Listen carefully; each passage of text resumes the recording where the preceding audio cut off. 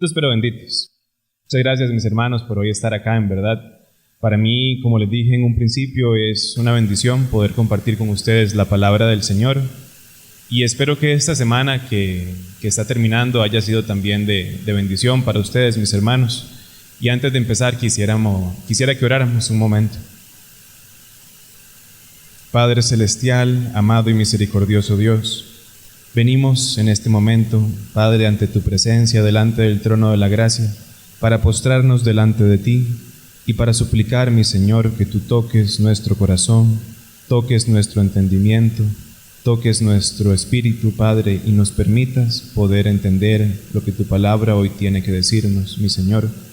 Ayúdanos a ser humildes, permítenos ser humildes, para que no exista un corazón orgulloso o jactancioso que se oponga a tu palabra, sino que exista un corazón humilde, un corazón pobre, que reconozca que necesita de ti todos los días de nuestra vida.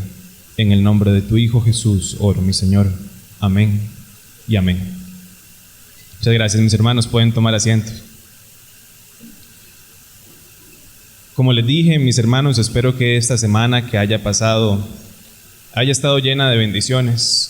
Y si tuvieron algún problema, pues espero que el Señor también los haya fortalecido para poder superar los problemas que estuvieron viviendo esta semana o que tal vez ya tienen mucho tiempo de sufrir.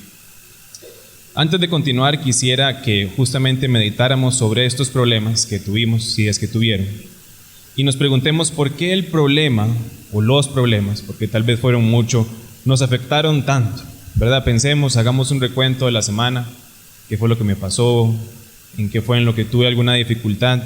Pensemos en ellos y pensemos por qué el problema nos dolió tanto.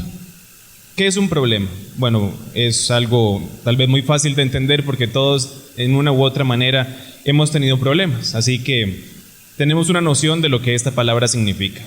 Un problema es un determinado asunto que requiere de una solución y probablemente todos los días de nuestra vida nos afrontamos a cosas que requieren soluciones. Algunas nos duelen más que otras, algunas nos afectan más que otras. Y me interesa justamente el hecho de que meditemos en por qué los problemas nos afectan tanto.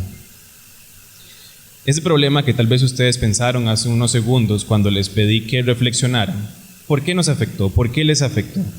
Es probable que ustedes me digan que el problema afectó su salud, su economía, su familia, sus relaciones de pareja, sus emociones.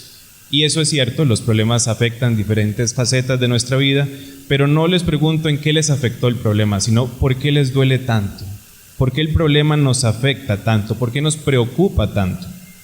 Podríamos conversar mucho sobre los problemas, pero en realidad ese no es mi punto hoy, sino que quisiera centrarme en el hecho de por qué le damos importancia a los problemas y a las situaciones, y de ahí ir desarrollando una enseñanza que quería compartir con ustedes.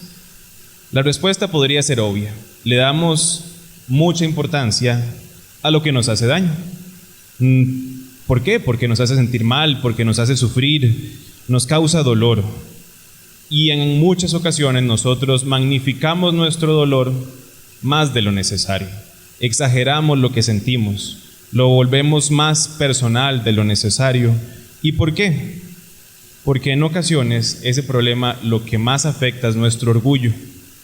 Más allá de afectar alguna situación de salud, que es muy preocupante también, o de afectar alguna situación emocional, el problema va directamente a confrontarnos con nuestro orgullo. Y ese es justamente el tema que hoy quiero elaborar con ustedes, el orgullo y sus dos malvados hermanos, que son la soberbia y la vanidad. Si algún título tuviera que ponerle a la enseñanza de hoy, yo le pondría el sufrimiento de los orgullosos. Porque un orgulloso siempre va a estar sufriendo, siempre. No quiero decir con esto que el orgullo siempre esté detrás de todos los problemas, no. Por ejemplo, hay muchas situaciones, depresiones, cuyo origen va más allá de una mala decisión o de algún pecado. Pero lo cierto del caso, y hay muchas enseñanzas bíblicas, es que en muchas ocasiones nuestro problema se vuelve tan doloroso porque lo que más nos duele es el orgullo que nos afectó, es el orgullo que nos fue insultado. Lo que me dijo mi jefe no me gustó, no solo por el hecho de que mi jefe estuviera enojado, sino que no me gustó porque criticó el buen trabajo que yo hice. Es que yo pasé toda la semana haciendo ese trabajo para que al final me lo tiraran a la basura. Y más allá de alguna reacción con mi jefe, lo que me dolió fue mi orgullo. Lo que me dijo mi hermano no me gustó porque yo estoy en lo correcto. Y aunque tal vez estemos en lo correcto, no nos molesta el hecho de que alguien diga algo que sea equivocado. No, nos molesta el hecho de que alguien nos contradiga. Nos molesta el hecho de que alguien hiera nuestro orgullo. Lo que leo en la palabra no me gusta porque soy orgulloso de mi vida, de mi estilo de vida, y cuando leo algo que me confronta, cuando leo algo que me hace ver lo que no quiero ver y que me dice que estoy mal, a pesar de que yo me siento muy feliz, pues me molesta. Y no me molesta por el hecho en que yo diga, caramba, es que tengo un pecado. No, me molesta por el hecho de que yo pensaba que estaba muy bien y mi orgullo se ve afectado. El orgullo muchas veces es la parte más sensible de nosotros, es la parte más sensible de nuestro ego, y es lo que más duele cuando el problema nos punza. Y esto, mis hermanos, no debería ser así. Para continuar, quisiera que leyéramos un pasaje que se encuentra en Isaías. Los invito a que abran su Biblia. En Isaías 9 y 10 leeremos un poquito de cada uno de los versículos de cada capítulo.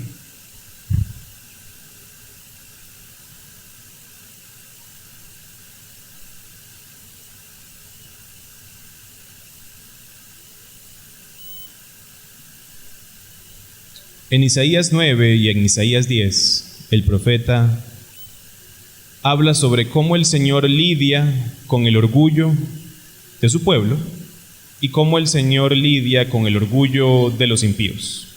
Porque el Señor siempre va a lidiar con los corazones orgullosos. Incluso aquí en la iglesia, todos hemos sido orgullosos en algún momento y tengan por seguro que el Señor lidiará con ese orgullo. Quisiera que hiciéramos un repaso antes de entrar un poco en lo que dice la palabra. El Señor, mis hermanos, siempre ha estado lidiando con el orgullo y la soberbia. Desde el principio, en las primeras páginas del libro, cuando el Señor crea un mundo maravilloso, en 6 días y al 7º día descansa, el Señor pone en el pináculo de la creación al ser humano para que Adán y Eva gobiernen la tierra en el nombre del Señor. Pero Adán y Eva son tentados por una figura extraña que les dice que ellos podrían llegar a gobernar en sus propios términos, ¿verdad? Esa es la figura metafórica de cuando la serpiente le dicen, no, pero ustedes también pueden ser como Dios. Y son llevados por el orgullo a tomar la fruta que el Señor les pidió que no tomaran y a querer gobernar en sus propios términos, a ser felices en sus propios términos, a definir lo malo y lo bueno en sus propios términos. Y el resultado de eso ya todos ustedes lo conocen. Adán y Eva pecan y son llevados por una cadena de historias de violencia y tristeza, muerte, y toda la Biblia nos narra de esa historia. La humanidad sigue en su camino orgulloso, soberbio, y nuevamente nos volvemos a encontrar con una gran metáfora de la soberbia y del orgullo, que es la construcción de la Torre de Babel, en donde la humanidad decía, llevemos nuestra torre a lo más alto, que llegue donde está Dios. ¿Y qué fue lo que hizo el Señor? El Señor castiga su orgullo, dispersa al pueblo, y nuevamente el Señor lidia con ese sentimiento de soberbia, de vanidad, de confrontar al mismo Dios. La historia se sigue dando y se sigue dando, y otra parte importante en donde vemos el tema del orgullo es cuando Israel se encontraba cautivo en Egipto. Ellos se encontraban cautivos bajo el mando de un faraón orgulloso, y el Señor lidia con el corazón orgulloso de Faraón a tal punto que su mismo orgullo al final lo terminó consumiendo. Y el Señor después libra a Israel, y desde ese momento los israelitas decían que ese era el día del Señor, el día en el que el Señor los libró de una nación corrupta, de un sistema malvado, de un sistema orgulloso. Y por mucho tiempo Israel vivió con el Señor, siempre con la esperanza de que Dios los iba a seguir librando de otras situaciones similares. Y así fue por mucho tiempo, hasta que los profetas dijeron que el Señor nuevamente iba a enfrentarse a los orgullosos, y en ese momento el orgulloso iba a ser el mismo Israel. Qué ironía, ¿verdad? Que el mismo pueblo de Dios al final cayera en ese círculo vicioso de soberbia, de orgullo, de injusticia. Y eso es lo que aquí empezamos a ver en los capítulos 9 y 10 del libro de Isaías, en donde el Señor en este momento está lidiando con un Israel orgulloso. Quisiera que leyéramos al principio, del versículo 8 en adelante. Voy a leer en mi versión, que es una versión un poquito más contemporánea, entonces tal vez suene un poco diferente, pero el mensaje es el mismo. Voy a leer Isaías 9, del versículo 8 al 16. No se asusten si lo ven un poco diferente, pero como les menciono, este es un lenguaje un poquito más actualizado.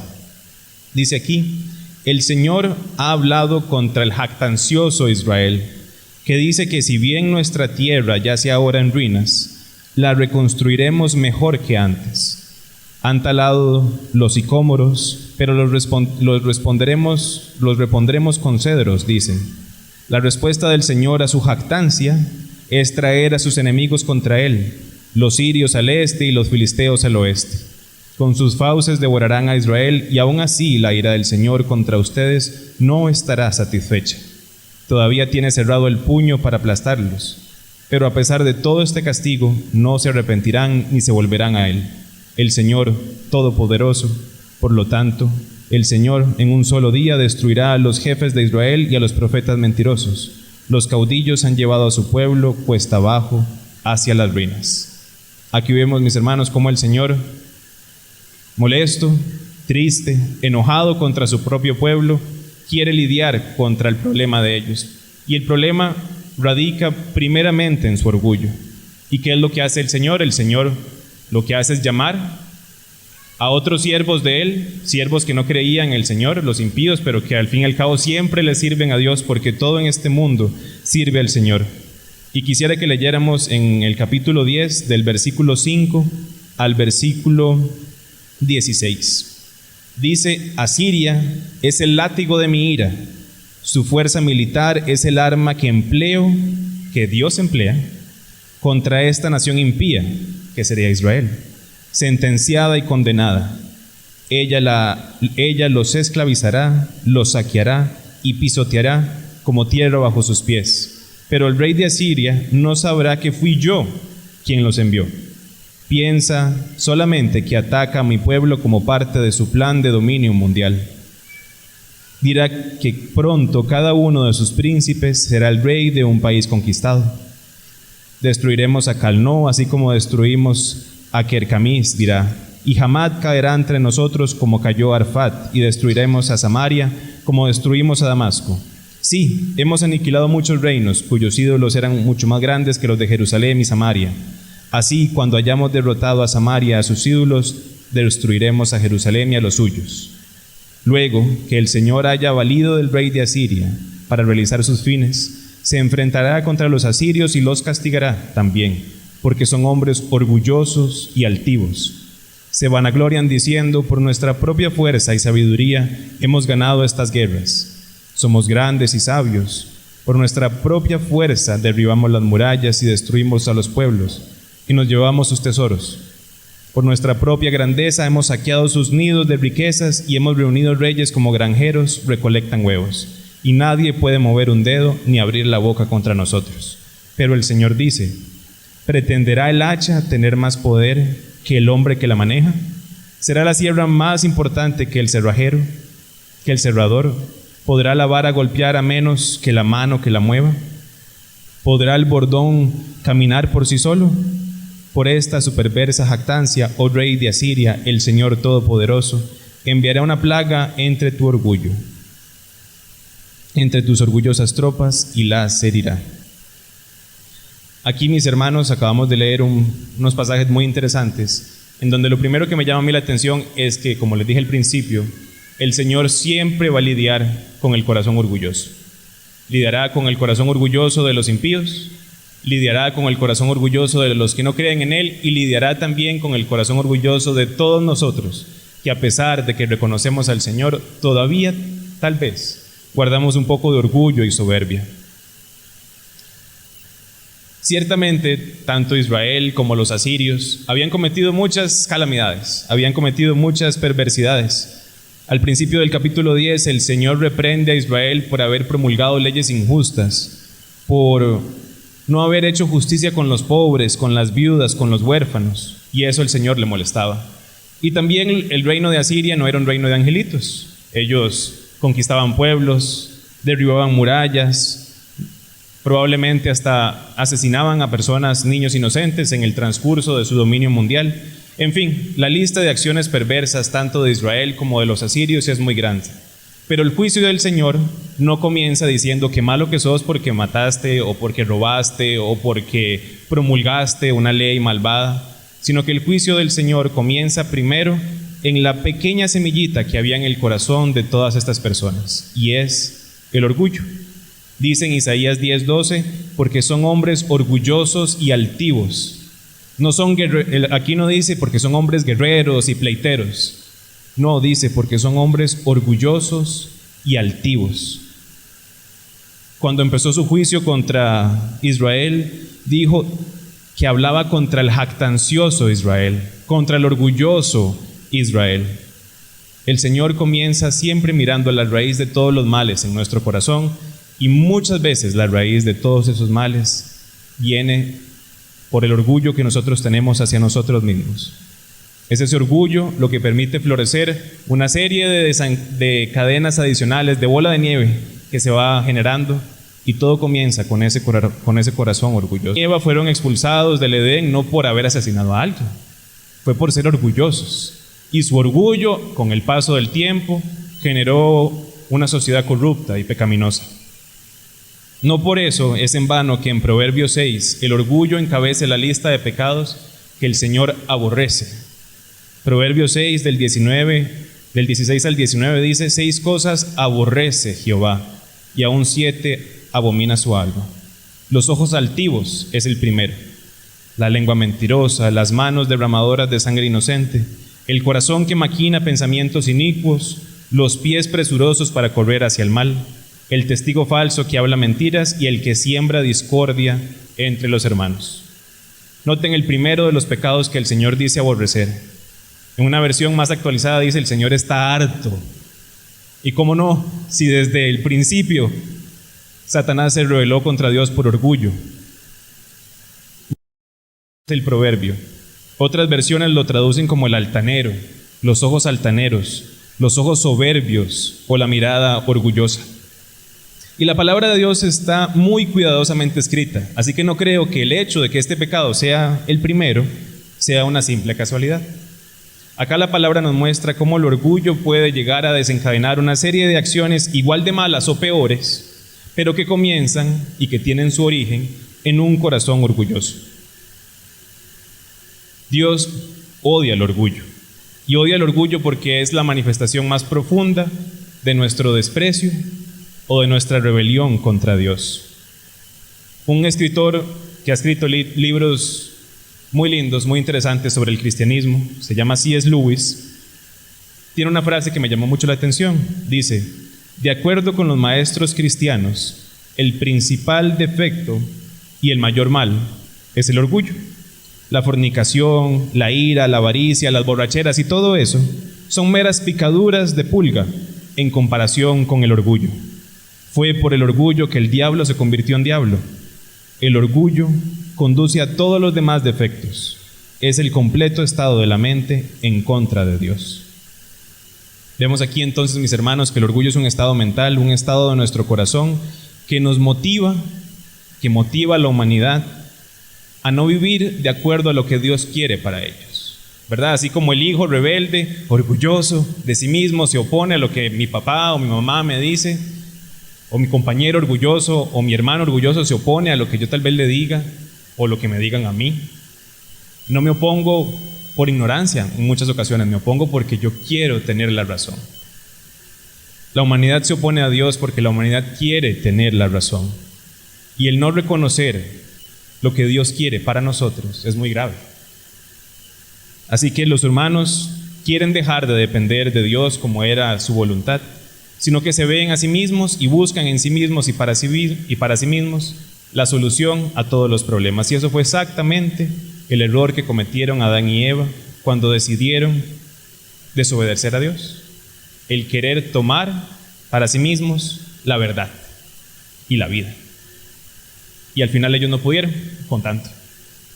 Y antes de continuar, mis hermanos, quisiera que aclaráramos los conceptos de orgullo, porque hay conceptos muy relacionados en la palabra cuando se habla de orgullo, y hoy en nuestro lenguaje más contemporáneo tienen algunas pequeñas diferencias, pero en el texto bíblico siempre se trabaja como un todo. Hoy por hoy, cuando nosotros hablamos de orgullo, también a veces hablamos de vanidad o hablamos de soberbia. Y como les mencioné, el texto bíblico muchas veces coge esos tres conceptos y los aglutina en una sola palabra. Importante que la persona vanidosa se atribuye más valor de lo que tiene. Esa es una persona vanidosa. El orgulloso, la persona orgullosa, tiene una razón para sentirse valioso. Pero su pecado está en que se jacta mucho por aquello que lo hace sentir especial. Él se considera que lo que él hizo es el mayor mérito que merece de la alabanza de todos los demás, y no soporta pensar, una persona orgullosa no soporta pensar que ha llegado a donde está por la ayuda de los demás o con la ayuda de los demás. Es una persona desagradecida en muchos momentos porque se cree capaz para hacer todo lo que considera, y es el máximo grado de rechazo de Dios, cuando nosotros incluso llegamos a considerar que ni siquiera necesitamos de Dios en nuestras vidas. Eso es un corazón orgulloso. Y finalmente tenemos la soberbia, en donde la soberbia es la falta de verdad sobre nuestra posición en el mundo. ¿A qué me refiero con esto? Que una persona soberbia se cree el más importante, cuando naturalmente esto no es cierto. Una persona soberbia se engaña a sí misma sobre la posición que tiene en este mundo. Lo hace sentirse poderoso y lo hace llegar a pensar que está por encima de todos los demás. Como vemos, estos tres conceptos: el vanidoso que se cree más, el orgulloso que sabe que tiene de qué sentirse feliz, pero lo magnifica, y el soberbio que por todo esto se cree por encima de todos los demás, son todos aquellos pecados que están relacionados a creernos superiores a nuestro prójimo, a creernos independientes y autosuficientes delante de Dios. Y estos conceptos, mis hermanos, no caben dentro del corazón de Dios, ni tampoco deberían caber en una iglesia. Veamos lo que sigue diciendo el pasaje, o estudiamos un poco más los pasajes que hace un momento leímos. Cuando el Señor castiga a los asirios por ser orgullosos, dice en el versículo 13 que los asirios se vanagloriaban diciendo: por nuestra propia fuerza y sabiduría hemos ganado estas guerras. Somos grandes y sabios. Eso está en Isaías 13. Este versículo es importante porque me ayuda a reafirmar lo que hace un momento les expliqué. Cuando el orgullo se vuelve pecaminoso. No siempre la Biblia trata el orgullo como un pecado. Pablo, por ejemplo, en 2 de Corintios decía que se sentía orgulloso de sus hermanos, pero se sentía orgulloso de sus hermanos por lo que Dios había hecho en ellos.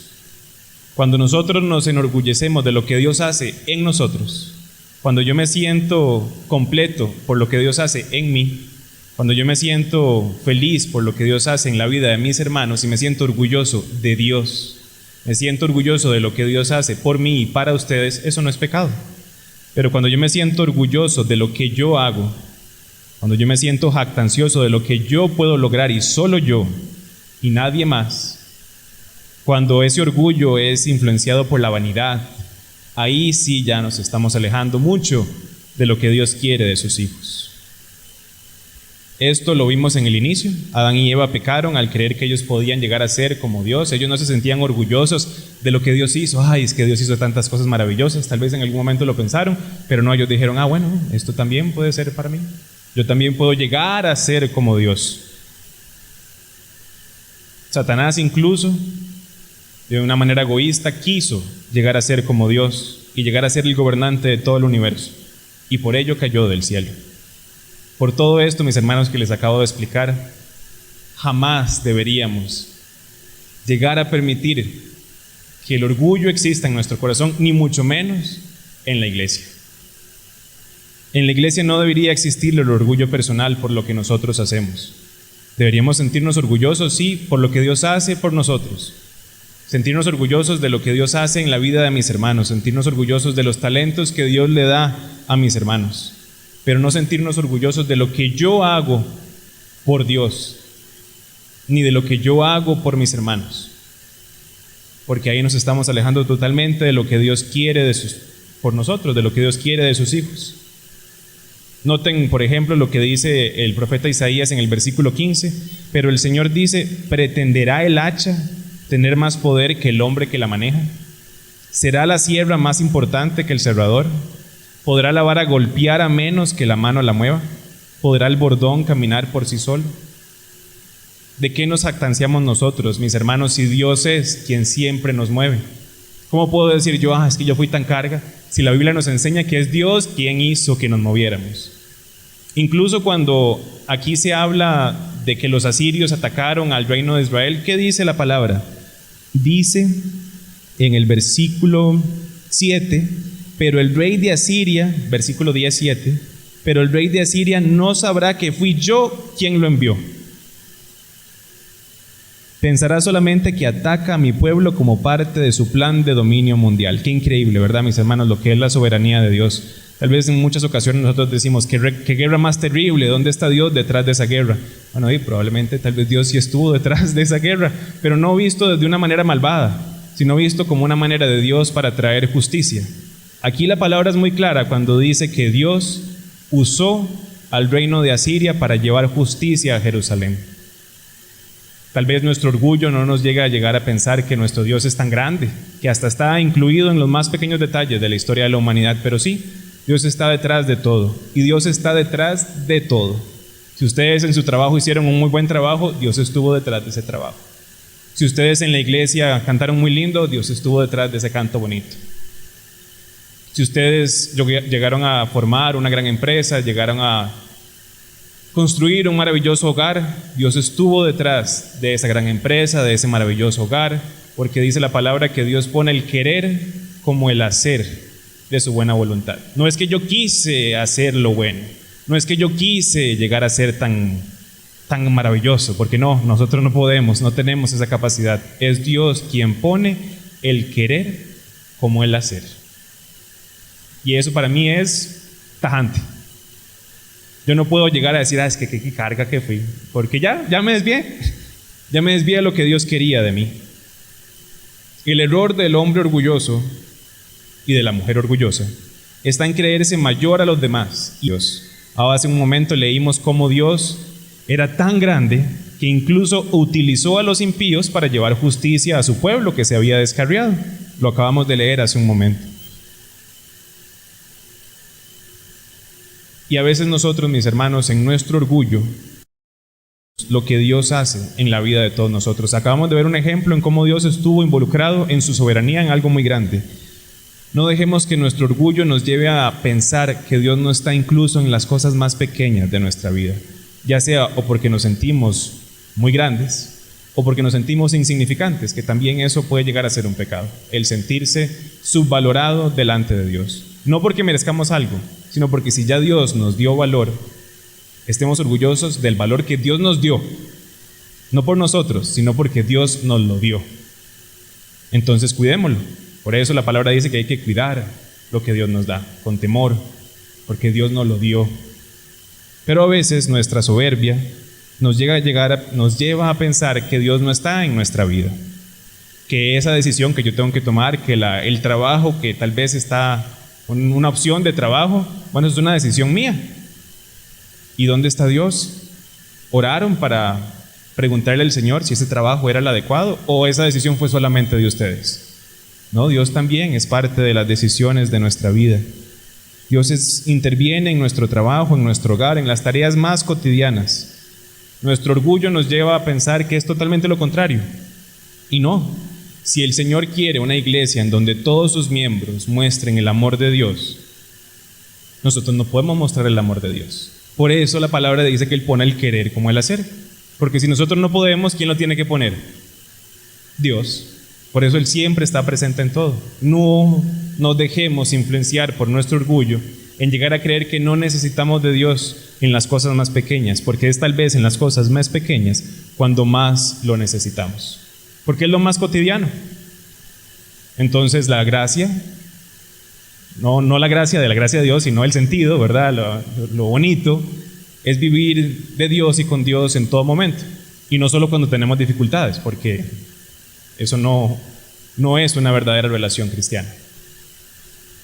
Y lo segundo, por lo cual a veces el orgullo puede ser tan destructivo, es que nos aleja de servir tal y como Dios quiere que sirvamos. El orgullo nos aleja de servir a los demás. La persona orgullosa no busca servir a nadie que no sea a sí mismo. Lo vimos en el texto. Los asirios se creían lo suficientemente grandes para hacer lo que ellos querían.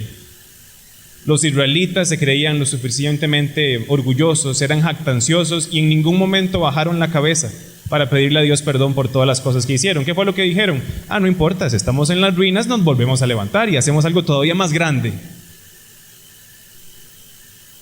En ningún momento el orgullo estuvo permitiendo que las personas que cometieron algún error pudieran reflexionar sobre ese error y pudieran encaminarse a lo que Dios quería de ellos. Y hoy por hoy en nuestros días ese orgullo también nos aleja de servir tal y como Dios quiere que sirvamos. Un orgulloso, una persona orgullosa podría ayudarnos siempre y cuando se beneficie. Yo te ayudo, pero también me ayudas a mí. Y a veces, muchas veces lo hacemos, o lo he hecho, y eso no está bien delante de los ojos de Dios. Dios quiere que ayudemos indistintivamente de si vamos a recibir algo a cambio. Y esta forma de pensar, que es una forma muy radical de lo que el mundo nos enseña, es justamente lo que Dios quiere de todos nosotros. Recordemos la historia que está en los evangelios de Santiago y de Juan, cuando ellos y su madre se acercan a Jesús y su madre les dice: permite que ellos estén a tu lado cuando tú gobiernes, y que el Señor más bien los amonesta. ¿Ustedes recuerdan la historia? Es probable que sí, ¿verdad? El Señor les dice: quieren estar ustedes a mi lado, eso no es mío de darlo, eso es de Dios. Pero después los reprende y les dice que el que quiera ser líder, ¿verdad? El que quiera servir, el que quiera ser líder entre ustedes deberá ser sirviente, y el que quiera ser primero entre ustedes deberá convertirse en esclavo. Un corazón orgulloso jamás podría pretender que el servicio y la humildad sean la mayor aspiración. Yo al menos no me lo imagino. Yo no me imagino a una persona orgullosa en humildad, sirviendo como el Señor lo hizo, lavando los pies de los enfermos, sentado con personas, como decían los fariseos, de esa calaña. ¿Por qué tu jefe, por qué tu maestro está con esa clase de gente? Yo no veo a un orgulloso sentado con alguien que la sociedad diga que no merece de Dios o que no merece de nosotros. Es muy peligroso por eso, mis hermanos, que en la iglesia exista el orgullo, porque nuestro orgullo podría llevarnos a no predicarle a una persona que nosotros consideremos indigna. Es que fulanito está en cosas que, Dios mío, no, él no se merece de Dios. ¿En qué punto tu orgullo no te deja ver con amor como Dios sí vio con amor, cuando ninguno de nosotros merecía de Dios? Pablo lo enfatizó en Filipenses 2 cuando dijo: el cual, aunque existía en forma de Dios, refiriéndose a Jesús, no consideró el ser igual a Dios, ¿verdad? Jesús era Dios, pero cuando vino a esta tierra no se consideró como Dios, como algo a que aferrarse, sino que se despojó a sí mismo, tomando forma de siervo, haciéndose semejante a los hombres, y hallándose en forma de hombre se humilló él mismo, haciéndose obediente hasta la muerte y muerte de cruz. Esto está en Filipenses 2, del 6 al 8. Este pasaje nos enseña mucho sobre la obra de Cristo, pero entre otras cosas, acá Pablo nos enfatiza de la humildad de Cristo como el ejemplo al cual nosotros deberíamos aspirar. Cristo es el mayor modelo para cualquier cristiano. Y Cristo, y siendo Dios y siendo quien era, no expuso su superioridad para jactarse a sí mismo, ni tampoco utilizó su poder para beneficio propio, ¿verdad? A eso fue lo que Satanás lo tentó en el desierto. ¿Por qué no usas tu poder y conviertes estas piedras en pan? ¿Por qué no usas tu autoridad y le pides a los ángeles que te sostengan cuando te vayas a caer? No. Jesús nunca utilizó su poder en beneficio propio, ni siquiera cuando más Él lo estuvo necesitando, sino que siendo Él quien era, se humilló, siendo Él Dios, ayunó, porque iba a ayunar Dios, Él ayunó, porque nos quería mostrar humildad, nos quería mostrar la manera en cómo nosotros queríamos servir. Amó a quienes lo persiguieron hasta la muerte, literalmente hasta la muerte. Y este es el tipo de servicio al cual nosotros estamos llamados. Y si tenemos un corazón orgulloso de frente, si lo que primero que va delante de nosotros es nuestro orgullo, nunca vamos a poder servir como Dios quiere que sirvamos. ¿Cómo vamos a servir nosotros a nuestro prójimo? Si me creo yo superior a mi prójimo, entonces ¿para qué le voy a servir? Y si le sirvo, tal vez no sea con la intención que Dios quiere que le sirva, sino de servirlo para hacerlo como yo quiero. Si fulanito está en un error, voy a ir a hablar con él porque yo sé el error que él tiene. Es que vieras, entonces ya voy a hablar con fulanito, es que vieras que vos tenés un error. Fíjate que yo creo que, ¿verdad? Cuando el yo está en la manera en cómo voy a ayudar a la otra persona. A veces tal vez lo único que necesita nuestro hermano es oración, es un abrazo. Porque es Dios al final quien hace la obra. Y a nosotros solamente nos llama a que estemos a su lado, como iglesia, como hermanos. En otras ocasiones sí nos llama a dar una reflexión, pero una reflexión que venga de la palabra, no que venga de nuestra propia sabiduría. El Señor reprendió a los asirios porque ellos se creían lo suficientemente sabios por sí solos. Y cayeron. Así que cuando nosotros nos creemos lo suficientemente sabios por nosotros mismos y nos guiamos en nuestra propia sabiduría y queremos guiar a los demás en nuestra propia sabiduría, eso es un peligro. Volvamos entonces a la pregunta inicial que les hice el día de hoy. ¿Por qué nuestros problemas nos afectan tanto? Como les dije, muchas veces nuestros problemas nos afectan porque hieren nuestro orgullo. Nuestro orgullo nos duele cuando no se nos reconoce el buen trabajo que hicimos en la oficina. Nuestro orgullo nos duele cuando se nos confronta con el estilo de vida que llevamos. O incluso en la iglesia, nuestro orgullo nos duele cuando encontramos a un hermano o una hermana que tiene un particular talento más grande que el nuestro. Y ese dolor o resentimiento que empezamos a experimentar es peligroso, pues nos lleva, así como llevó a los israelitas y así como llevó a los asirios, a oponerse a Dios y nos lleva a cometer pecados todavía peores. El trabajador orgulloso puede interponerse en la labor de sus compañeros, puede interponerse en la labor de su jefe. El pecador orgulloso se aparta de la palabra y niega su pobreza espiritual y de esa manera queda imposibilitado de reconocer la obra de Cristo. El creyente que aún sufre de orgullo, porque todos en cierto grado sufrimos de orgullo, podría negar el valor de sus demás hermanos, creyéndose el único capaz de servir, el único capaz de ministrar o el único capaz de adorar. El orgulloso siempre, y sépanlo, el orgulloso siempre va a encontrar obstáculos en la vida. Y los encontrará porque el primer obstáculo va a ser Dios. Como dice el libro de Santiago, el Señor resiste a los soberbios. Así que si ustedes siempre se encuentran con la misma piedra, bueno, y tal vez era porque la piedra es Dios. Y lo que quiere es que ustedes dejen ese camino de orgullo. Si usted sufre de orgullo, mi hermano o mi hermana, el Señor, téngalo por seguro, va a empezar a poner la suficiente cantidad de pruebas para limar ese orgullo y eliminar ese pecado. Y tenga la certeza de que así será, porque Dios no tolera al corazón orgulloso. Pero Dios nos ama también. Por eso Él puede llegar a transformar nuestro orgullo en humildad y en pobreza espiritual, para que de esa manera nosotros podamos reconocer nuestras fallas delante de Él y nuestras fallas ante nuestro prójimo. El orgullo muchas veces es la principal barrera que nos impide llegar delante de Dios y pedirle perdón por muchas otras cosas adicionales que estamos haciendo, pero que no podemos reconocerlas porque somos orgullosos.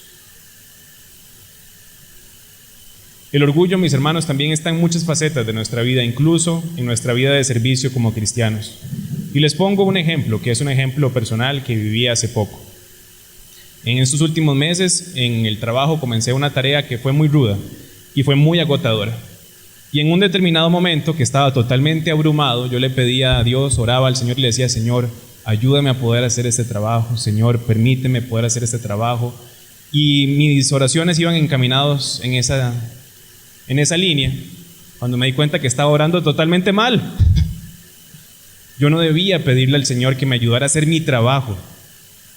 Yo le debía pedir al Señor que me ayudara a servir a los demás. Porque lo importante era que el trabajo que yo estaba haciendo en ese momento se hiciera, independientemente de que fuera yo o fuera quien fuera. Si yo no daba la talla, yo lo que tenía que decirle al Señor es: Señor, yo no doy la talla, pon a quien tú quieres para que este trabajo se pueda hacer. Porque lo importante no soy yo, son las personas que necesitan de tu ayuda. Y en ese momento en que reconocí que estaba orando totalmente equivocado, porque oraba para mí, porque oraba para cuidarme a mí, que va a pensar mi jefe, no estoy logrando sacar esto, Señor, ayúdame. Estaba totalmente equivocado. Yo estaba orando no para pedirle al Señor que me ayudara a servir, sino que estaba orando para pedirle al Señor que me salvara de una torta, ¿verdad? Y en el momento en que el Señor me ayudó a reconocer mi fallo y me ayudó a reconocer que estaba encaminado totalmente mal, que yo no le estaba poniendo en el lugar que Él se merecía en ese trabajo, las cosas empezaron a cambiar. Cuando yo reconocí lo que estaba haciendo y mi oración se guió a que fuera Dios quien hiciera, ¿verdad? Dios es siempre el que hace todo. Y cuando yo le dije al Señor: Señor, perdón, porque fallé mucho, toma tú las riendas de esto. Sé tú quien hagas la obra, y si tú quieres que yo esté ahí, bendito seas, y si no, bendito seas. Pero permite que las personas que están en necesidad puedan ver su problema resuelto. Y en el problema en que con humildad reconocí que era Dios quien era el que iba a llevar la situación, todo cambió, pero así como la mano de Dios, literalmente. En el momento en que reconocí que era Dios quien iba a hacer la obra, se vio la diferencia. Y eso como una experiencia totalmente personal y tal vez insignificante, pero así todos nosotros en diferentes facetas de nuestra vida experimentamos algo similar. ¿Y por qué, mis hermanos? Porque en donde en determinado caso nuestro orgullo nos abruma, esto es porque nos vemos reflejados en nuestra incapacidad de hacer las cosas que nosotros nos creíamos capaces de hacer. Nos frustramos y nos enojamos. Y eso es justamente lo que Dios no quiere de nosotros. Dios quiere a hijos que sean dependientes de Dios. Dios no quiere a hijos autosuficientes. No, Dios quiere hijos que dependan de Dios. Por eso Él pone problemas que hieran nuestro orgullo, para que nosotros digamos: ya me di cuenta que yo no podía. Y lo importante es darse cuenta que uno no puede y llegar donde Dios con humildad y decir: mi Señor, solo tú puedes. Solo tú puedes. Solo tú eres quien mueve el mundo. Y eso es lo que nos va a decir el Señor.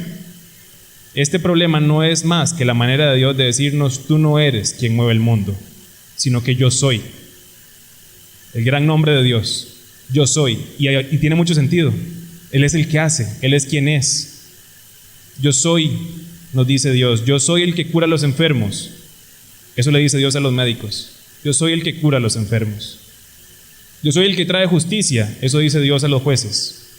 Yo soy el que construye ciudades. Eso le dice Dios a los arquitectos y a los ingenieros. Yo soy el que sostiene el hogar. Eso le dice Dios a los padres de familia.